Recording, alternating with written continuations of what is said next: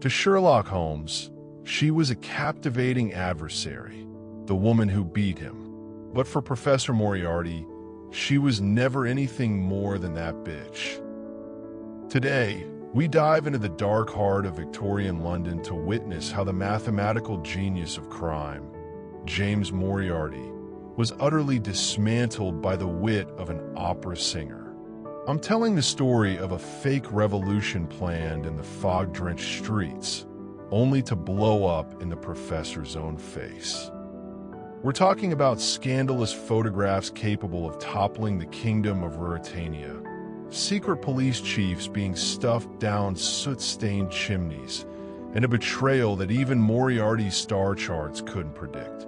Lean back and settle in, because even the greatest criminal mastermind of the era is about to learn the price of tangling with the wrong woman. A scandal in Belgravia begins now.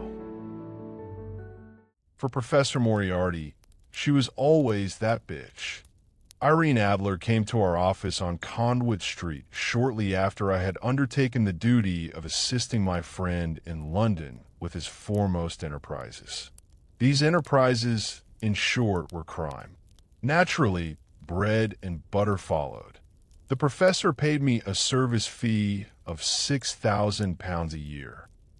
In truth, it was barely enough for anyone who could tolerate Moriarty, but it sufficiently catered to my preferred occupations, which naive people call games of chance. Still, the dread of performing wonders, the thrill and fear that came from mocking lock and key at every step across the country, sent a buzzing excitement through my veins that I found irresistible. When a hunter begins to tire of catching tigers, crime can continue to unsettle a man's nerves and sharpen his courage. Bloodless Moriarty took pleasure in abstractions, constructing criminal conspiracies with one hand as patiently as if he were playing. I had heard him say that the act of committing crime itself was merely an irritating necessity, the applied proof of a theorem he had solved to satisfy himself. That morning the professor was occupied with two problems. One part of his brain was calculating the timing of a solar eclipse to be observed in very distant regions. Superstitious Indians could sometimes be persuaded that a white man held power over the sun, and that when the Bwana Sahib promised to restore the light, tribes must surrender their treasures. If he could get away with it, it was a damn fine trick. But the greater part of his attention was devoted to the breeding habits of wasps. The bee is a law-abiding creature, he said in his shrill, didactic tone. They are as respectful of their queen as the fools of England are, dedicating themselves to the production of honey for the good of all, buzzing about scattering pollen indiscriminately to satisfy imbecile poets. Since they can use their sting only once, they defend themselves only at the cost of their lives. Multitudes are devoted to their care, and the science of beekeeping exists to exploit their good nature. Wasps, on the other hand, do nothing but sting. Persistently venomous, they fly from one attack to another. They're welcome nowhere. Filthy creatures through and through. We are not bees, Moran. He smiled. When a man with lips as thin as his smiles, it is unsettling. His skeletal head swayed from side to side. I could not follow Moriarty's thoughts, but that was nothing unusual.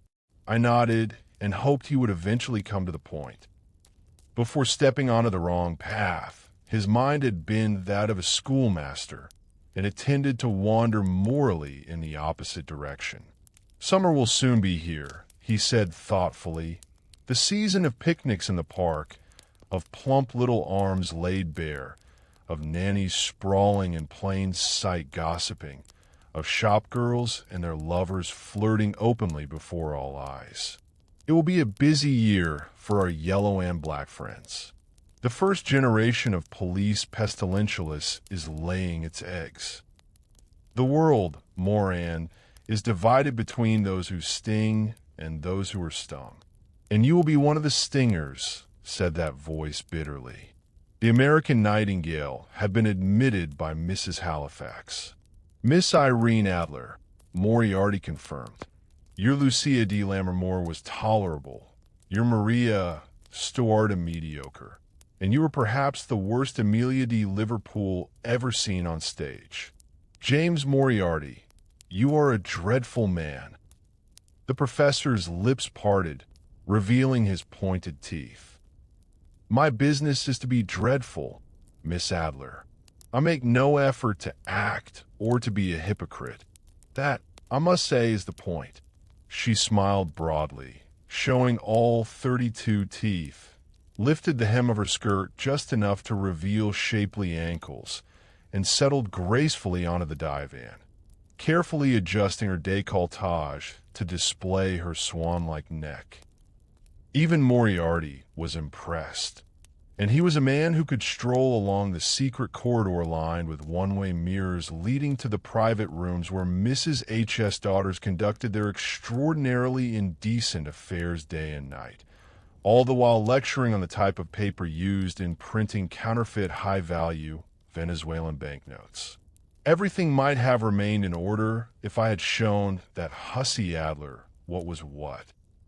Thrown her onto the reception room carpet, which still seemed to growl at me for having shot it, as though it bore a grudge, and administered one of my celebrated private treatments. If I had properly brought that sweet Yankee into line, she might have abandoned her habit of sending men scurrying to clean up the chaos she created.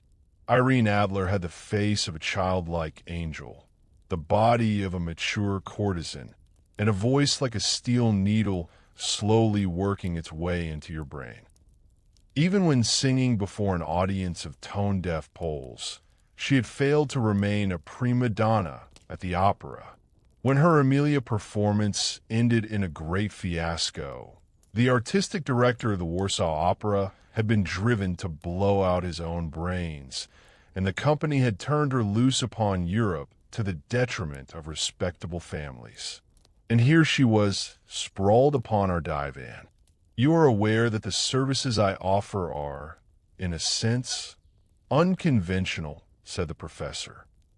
She looked at Moriarty with a steely gleam in her eyes, as though she could cut through the hardest substances. I am a soprano from New Jersey, she began, pronouncing it no coisy. I know what a proper crook looks like.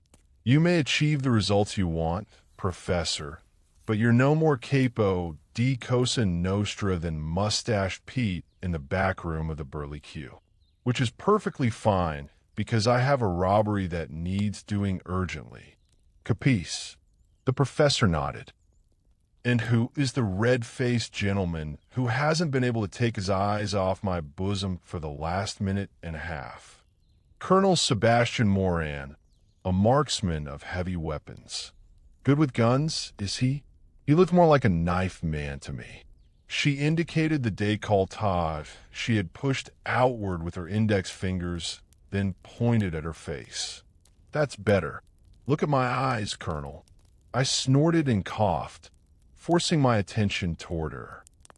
If she didn't want men to look at her with desire, she shouldn't have worn that dress.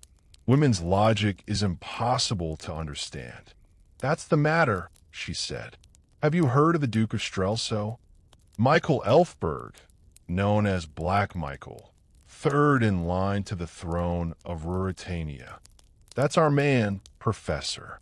Business is a bit slow this season, so I've been spending some time with Black Mike. They call him that because of his hair, dark, unlike the rest of his red-haired family. Also, he's of a gloomy, irritable sort, so the name suits him. There have been photographs taken of us together. We might call them artistic studies. 6 of them, full-page photographs. Lascivious photographs. Completely explicit poses. If they come out, my reputation will be ruined. You see, I'm being blackmailed. Her voice cracked. She raised her handkerchief to her face to wipe away a tear, then froze as though posing like a small, innocent girl in a photograph. Moriarty shook his head. The woman tucked the handkerchief into her sleeve and scowled. It was worth trying. Don't you know I'm a better actress than the critics say? Obviously, I'm not being blackmailed. As you said, there are those who sting and those who are stung. We are the stingers. And who is the one being stung? Another damned colonel. Colonel Sapt, chief of the Ruritanian secret police. For the last 13 years, his job has been childishly easy and simple, as it's one of the most peaceful places on the map, with hardly any rebellion or disease. Not a whisper of dissent has been heard since '48, when the White House, it is said, was burned to the ground by the mob. There are rather pleasant gardens in the area. In any case, intrigues are brewing. King Rudolph is on his way out, and there's some doubt as to who will succeed him. Red Rudolph, the crown prince, has been encouraged to marry his cousin Princess Flavia to strengthen his position. Where do they get these names? Put these people on an opera stage, and they'd be laughed off. Rudolph is fond of drink and drunkenness, and Black Michael hopes that if he proves himself the more responsible, diligent brother, a few more episodes of Rudolph collapsing drunk and missing his own coronation might incline people to declare him the rightful ruler. Sapt is loyal to Rudolph and fiercely opposed to Michael. God knows why, but that's how it is. Some people are like that. He also has a keen appreciation for the aesthetic value of a fine photograph. I see, I said. This Sapt intends to discredit Michael, perhaps even more than discredit him, so that the Duke can never become king. Irene Adler looked at me with an expression of condescending pity. Nonsense. Mad colonel. If those photographs were seen, Black Mike would become the envy of Europe. He'd ride a wave of popularity straight to the throne. Everyone loves a lustful nobleman. Look at Vicky's family. No, Sapt wants the photographs removed from circulation so that Mikey will be forced to marry that persistent mistress of his, Antoinette de Malban. That would completely ruin his chances with dull Flavia. Didn't you say Rudolph was engaged to the princess? She made a gesture indicating the balance of the situation. Whichever elf bird marries Flavia will have a certificate to be king in his hand. Flavia is second in line. Black Michael is plotting to remove his half-brother. Are you able to follow? Moriarty nodded to show that he was. Why do you want these artistic studies? For their sentimental value. I look particularly good in the third photograph. The way the light catches my hair as I bend. No, not convinced. Damn, I must work on this acting business. In truth, I want to blackmail everyone. Colonel Sapt, Black Mike, Red Rudy, Mademoiselle Tony, the princess.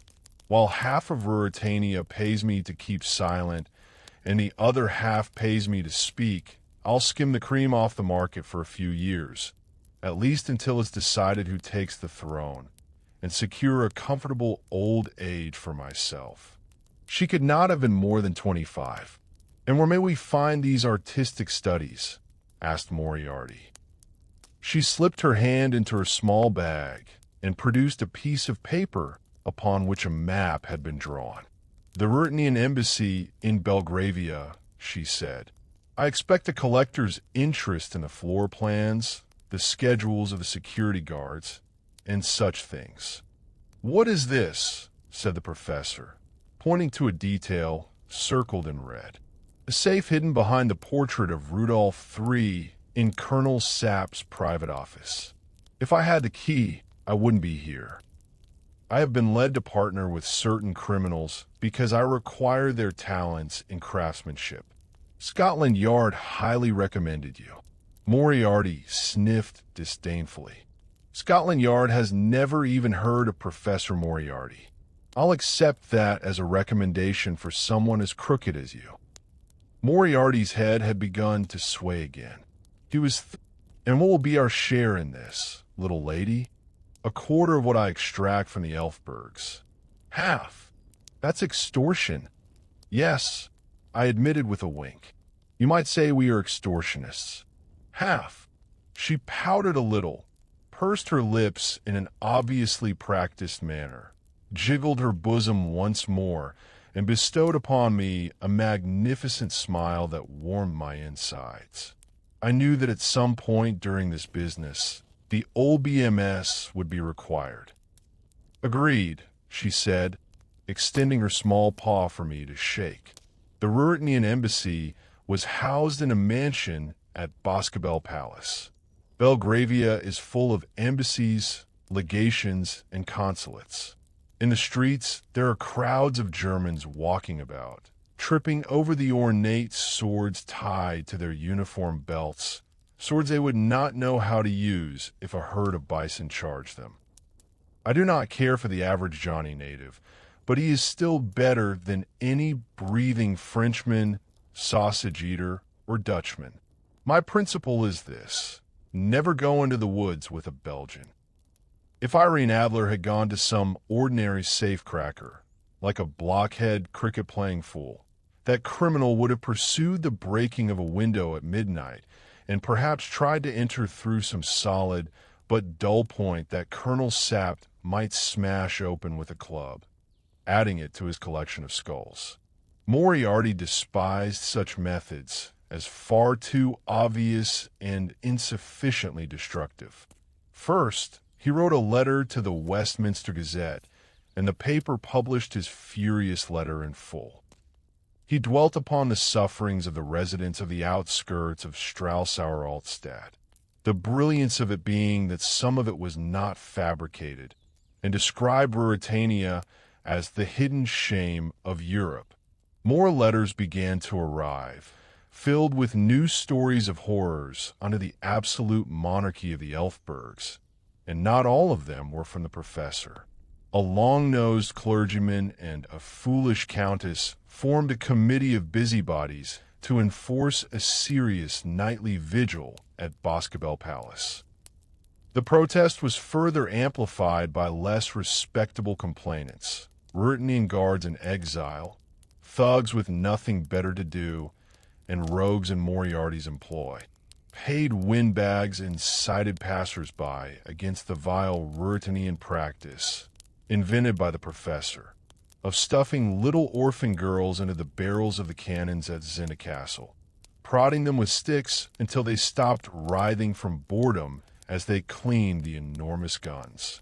A small portion of the Conduit Street Comanches, young beggars, prostitutes, pickpockets, and murderers whose loyalty the professor had purchased, smeared soot upon their faces and skirts, presenting themselves as the daughters of the Zenda cannons, and hurled horse dung at anyone who dared step outside the embassy. After the typical whining and grumbling of foreigners, Scotland Yard sent constables to Boscobel Palace to strike the railings with their truncheons and quietly disperse the crowds. For the Comanches, a policeman's helmet was like a marked target, and encountering horse dung in the streets of London was remarkably easy. Thus, within 3 days, a pleasant battlefield had formed outside the embassy. Moriarty and I strolled about from time to time to observe the state of the boiling pot. The hawk-eyed professor spotted someone peering as though about to slip out from one of the lower windows. "That is Sapt," he said. "I could bring him down here," I volunteered. "I have a revolver in my pocket. It would be a risky shot, but I could manage it." Moriarty's head swayed. He was calculating probabilities. They would simply replace him. We know who Sapt is. Another chief of secret police might not be so well known to society. My right hand was itching, and I could feel that dread coursing through my blood. I want to draw him out, to go after him, and hang the rogue for sport alone. There were enough bearded anarchists to take the blame. Sometimes an idea takes hold of your imagination, and there is nothing to be done but surrender to it. Moriarty's bony hand gripped my wrist, squeezing hard. His eyes gleamed. Cobra eyes. That would be a mistake, Moran. My wrist hurt. The professor knew exactly where to squeeze. With what seemed like the slightest touch, he could have cracked the bones. He released my hand. Moriarty rarely smiled, and when he did, it was to terrify some wretched victim. The first time I heard him laugh, I thought he had been struck by a deadly poison, and that the stammering sound issuing from his locked jaws was a signal of death. That day, the Times' report on Ruritania caused him to giggle in an unprecedented manner, his shoulders shaking. He had interlaced his fingers like a praying mantis. The cause of this merriment was Black Michael's oath to rescue the daughters of the Zendecanons. "Let us wish him luck in finding them," said the professor. "How splendid that the Duke should be our reliable ally in this endeavor. Though Queen Victoria has also expressed her sympathy for our imaginary orphans." Flashes were coming from the embassy. My hand rested on my pistol. "More photographs," said the professor. "Colonel Sapte Sobi." Sap's face had disappeared, but a camera had been set against the window. The collars of Moriarty's and my coats, which appeared ordinary, were raised to shield our faces from the wind. "The chief of secret police wishes to know his enemies, Moran. A man in his position has many enemies. Why is Sapt even in London? Should he not be taking harsh measures against bomb throwers in his own territory?" Moriarty considered this. If we are to believe Miss Adler, this is where Sapt best serves his purpose. His purpose? Red up, black down. But the Elfborough brothers are at the other end of Europe. Therefore, Sapt has turned his attention to more discreet matters here. "A woman," Moriarty shrugged. "Most likely the old goat hopes the woman will be with him in order to retrieve the photographs," I said. "I'd wager he takes them out of his safe every night and studies them at length. If that were so, he would not have involved us.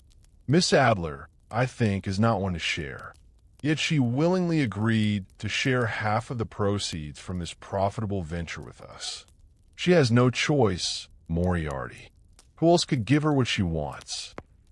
Moriarty tapped lightly on wood. "No one but us, Moran. That much is clear." Moriarty's fingers went to his pocket watch. In all my time in partnership with the professor, I had never once seen him remove the watch I assumed was attached to his waist by a chain. When your partner understands the importance of timing, everything proceeds according to time and plan. Otherwise, certain consequences may arise. As Dirty Fanny pushed her way through the crowd and began striking at the police cordon, the professor had only just begun to caress his watch chain. For the past 20 years, Dirty Fanny had managed to pass herself off as a 10-year-old orphan without anyone noticing. She accomplished this by applying real dirt to her face with the same skill other prostitutes applied paint and powder. Dirty now wore the ash-colored skirts and heavy-kicking shoes of the daughters of the Zendecanons. She was delivering a speech in Ruritanian, or whatever heathen tongue it was, backwards, regub isklop. After a bout of agonized stomping, the policeman drew his truncheon. With a moment dramatic enough to shame a Drury Lane tragedy, Dirty Fanny tumbled down the embassy steps, spurting sponge tomato juice over her eye. Moriarty handed me a cobblestone and gestured. I hurled the stone at the gaping policeman and knocked off his helmet. Once, I had brought down a Bengal tiger in exactly the same manner with a cricket ball. Then the gang surged forward and rushed toward the embassy. Moriarty hooked me with the handle of his umbrella, and we moved with the crowd. The front doors were smashed in, and the first group of invaders slid across the polished marble entrance like drunken skaters. 3 guards tried to draw their swords, but the Comanches set about plundering them, and everything around them, beyond repair. Pawnbrokers would soon be displaying suits of armor, plumed helmets, and valuables stamped with the Elfberg seal in their shop windows. Sapp poked his head out of his door. Moriarty gave a signal. A few coarse and powerful men seized the chief of secret police. The professor approached the longest bearded anarchist and suggested that he draw up a list of demands, as though the entire matter were his own idea. Sapp looked around angrily, his mustache twitching. A few keys at Sapp's belt jingled. Moriarty signaled that the keys should be taken, and one of the street boys deftly relieved Sapp of them and hurried past us. "Show him what the daughters of the cannons suffer," I shouted. We left the gang carrying the police chief feet first, cheerfully toward the nearest chimney. The anarchist had posted lookouts at the doors and was still waving an old revolver at the bewildered constables. "You cannot attack us," shouted the bearded comrade. "The Free Citizens Committee of Strelsauer-Altstadt is the rightful owner of the country of Ruritania. Any action against us will be interpreted as an English invasion.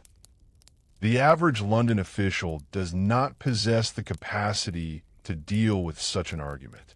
Therefore, they forced someone to make tea and told the anarchist not to take action until someone from the Foreign Office arrived. In return, the bearded man promised not to execute any hostages yet. It seemed that Sapp was at an impasse.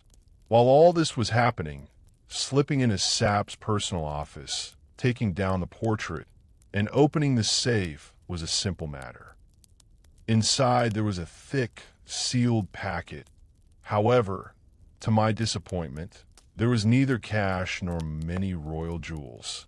Moriarty handed me the packet and looked around with his brows slightly furrowed in surprise. "What? Was it too easy?" "No, Moran. It happened exactly as I anticipated."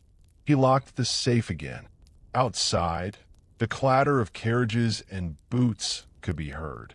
Boscobel Palace was filling with eager uniforms. "They have called in the battalions." "Time to go," said the professor. When we returned to the entrance, Moriarty gave a nod. Our Comanche allies had stopped stealing things and had moved away from those still delivering political speeches. Sapp had been shoved headfirst into a sooty chimney. The professor had ensured that the keys were secretly returned. We used the way we had come in, the front door, to leave the building. The Comanches melted into another crowd. We came face to face with a low-ranking police guard who was about to abandon diplomacy and attack me. I straightened my neck and gave a sharp salute. The guard returned it properly. "Once you have served, the mark never leaves you." "Carry on, Sergeant," I said. "Yes, sir," he replied. As was often the case, Moriarty had found a way to go unnoticed. Like lizards blending into greenery, he was adept at disappearing into the crowd as someone likely to be forgotten. We slowly moved away from the conflict. Shouts, gunfire, the sounds of fists, collisions, and bells could be heard. None of it concerned us. A cab was waiting at the corner. Moriarty was in a gloomy mood. He was chewing small pastilles of his own, making that stained his teeth and fingers purple, pacing the room with his hands clasped behind his back and his brows knitted. He had given up smoking, as he now considered tobacco harmful to human health.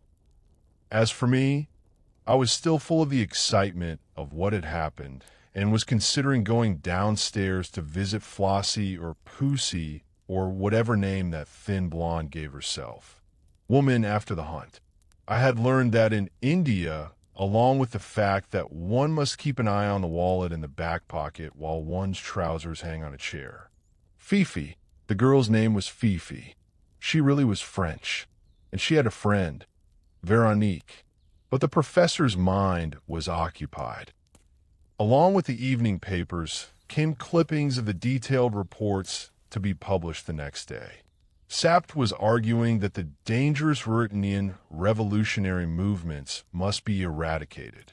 From Great Britain, Ruritania's former ally, he demanded that it join him in the war against rebellion, claiming that the attack on the embassy and on himself was an insult to Victoria and Rudolph. He was a complete bastard, wanting us to fight in his place. Street clashes had broken out in Strelso between supporters of Michael and supporters of Rudolph. Many had been arrested, and Sapt was expected to return to his country with information that would completely purge the organized agitators. The packet of photographs lay on the writing desk. The retrieval of this object belonging to a woman seemed to have had many side effects. Moriarty's imaginary revolution had truly been suppressed. I hope the damn country does not burn to ashes before Irene turns these into money.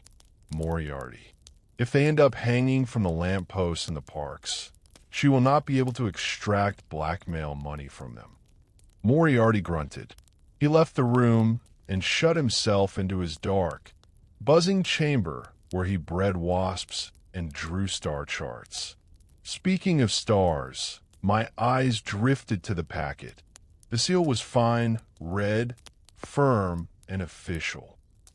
Irene Adler's neckline, the shape of her calves beneath silk, the fullness upon her. No one had said that one must not examine the goods of trade. I listened. Moriarty was whistling to his wasps. He would likely be occupied with that for hours.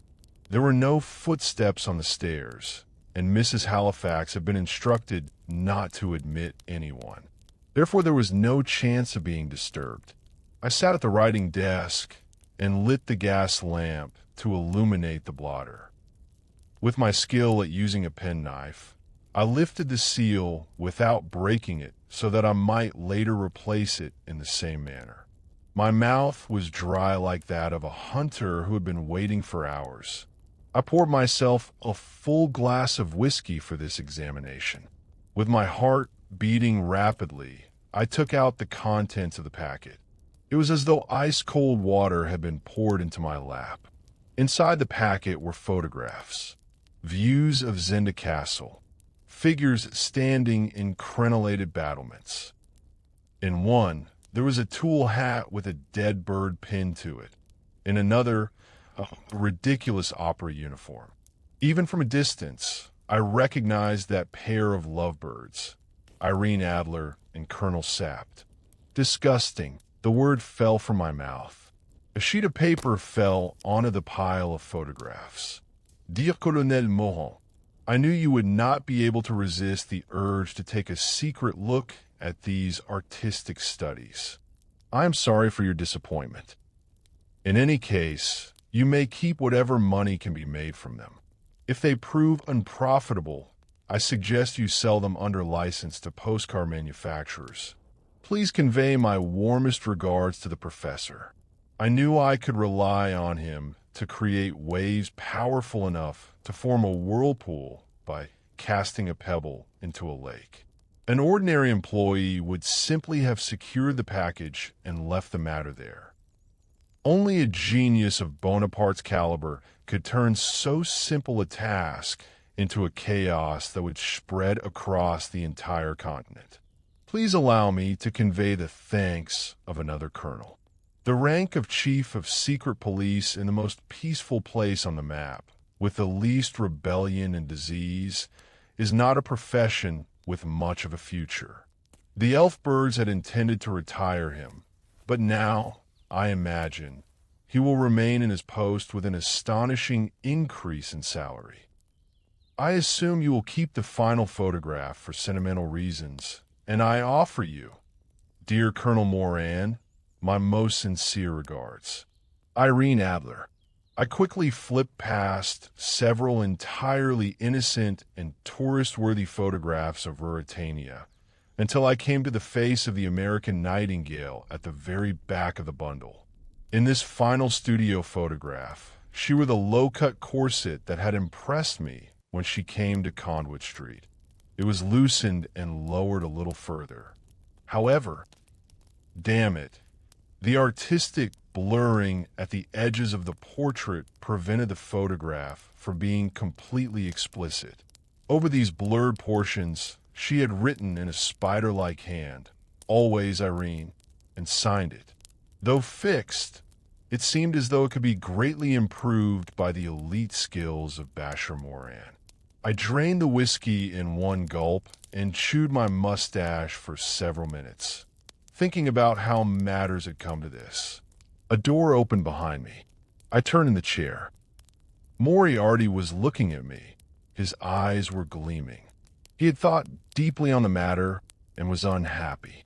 When the professor was unhappy, other creatures, animals, children, even large men, learned it in the most extreme and unpleasant ways.